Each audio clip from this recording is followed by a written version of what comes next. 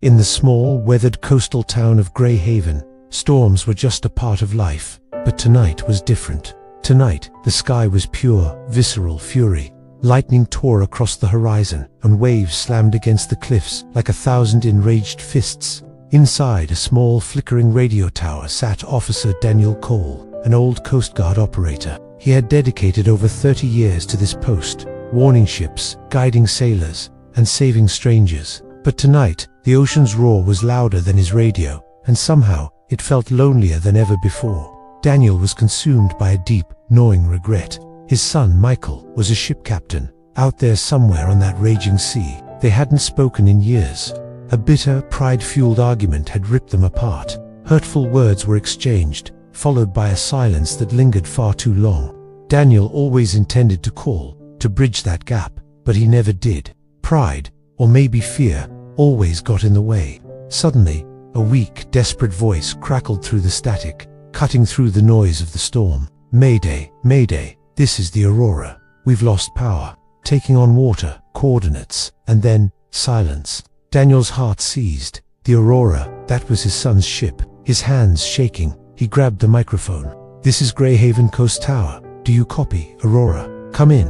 No answer. He tried again and again, his voice growing more frantic with each call. The memory of their last harsh exchange was a physical weight on his chest. Why didn't I call him?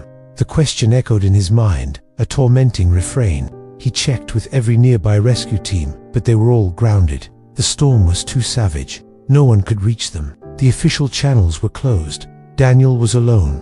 In that moment of utter helplessness, he did the only thing a father could do. He kept calling, turning his formal duty into a final, desperate plea. Daniel's voice, usually steady and professional, was now thick with raw emotion.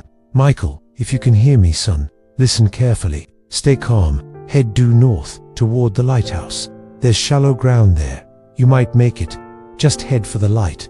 Hours crawled by. Each minute felt like a lifetime. Lightning split the sky, and the tower vibrated violently with each thunderous crash. But Daniel remained glued to his chair, hands trembling, refusing to rest. He was sending more than just a transmission. He was sending a message of forgiveness, of guidance, of a father's unwavering love into the abyss, praying his son could somehow hear the truth of his heart. Then, at long last, a faint, crackling voice returned, barely audible through the static. "Dad, I can see the light. I'm heading toward it." Tears streamed down Daniel's weathered face, mixing with the sweat of his fear and exhaustion. He whispered, his voice choked with relief, "That's it, son. Keep going. You're almost there." In that single, shared moment of connection, the years of separation, the anger, the pride, it all dissolved. The next moment, a blinding flash.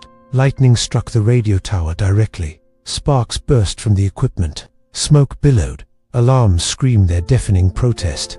But even as everything went dark, as the systems failed around him, Daniel kept screaming into the now silent transmitter. "Michael, keep going. Don't stop. You're almost there." And then, silence again. The tower's power was extinguished forever, and with it, Daniel's last breath. The next morning, the storm had passed.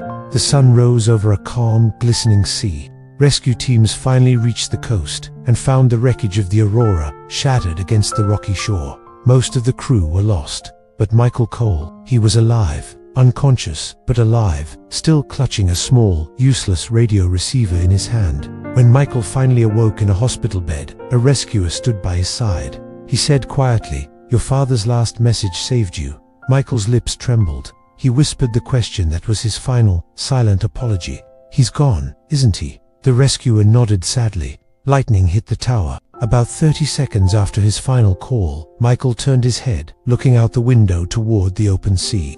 The waves rolled gently now, calm and peaceful, and for the first time in years, he whispered softly into the wind, "Thank you, Dad." The moral of this story is that sometimes forgiveness can come too late, but love never does. Even when voices fade into the storm, a father's heart keeps speaking, sending its message of hope and guidance until its very last beat. Thank you for watching. If this story moved you, please consider subscribing for more content that touches the heart.